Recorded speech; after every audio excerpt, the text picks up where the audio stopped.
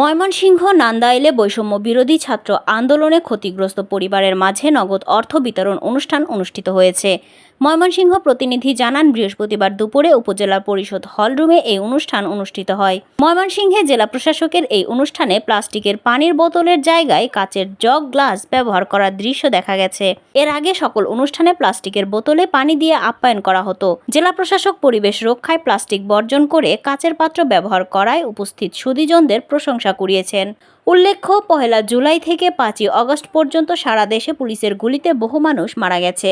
এর মধ্যে নান্দাইল উপজেলায় 7 জন নিহত এবং 14 জন আহত হয়েছে। বৃহস্পতিবার সেই 21 ক্ষতিগ্রস্ত পরিবারের মাঝে 10,000 করে আর্থিক অনুদান দেওয়া হয়। উপজেলা নির্বাহী অফিসার অরুণ কৃষ্ণ পালের সভাপতিত্বে অনুষ্ঠানে জেলা প্রশাসক মফিদুল আলম প্রধান অতিথি হিসেবে উপস্থিত ছিলেন।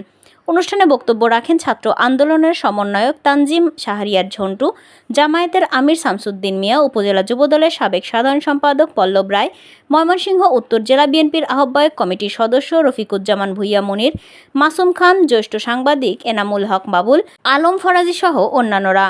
এ সময় উপজেলা বিএনপির সাবেক সাধারণ সম্পাদক আবুল কালাম, পৌর বিএনপির সাবেক ভারপ্রাপ্ত সভাপতি এএফএম আজিজুল ইসলাম পিকলু সহ উপজেলা প্রশাসনের বিভিন্ন দপ্তরের প্রধানগণ উপস্থিত ছিলেন।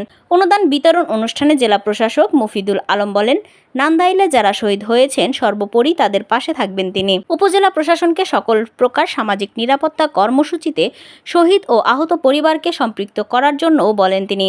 যে সমস্ত রাস্তা নির্মাণাধীন রয়েছে, এমন 7টি রাস্তা 7 জন শহীদের নামে নামকরণ করা হবে। রাষ্ট্রের সংস্কার করতে হলে আগে নিজেদের মানসিক ভাবনা নিজেদেরকেই সংস্কার করতে হবে। এই জন্য তিনি বিএনপি, জামায়াত সহ বিভিন্ন দলের নেতৃবৃন্দের কাছে সহযোগিতা চেয়েছেন।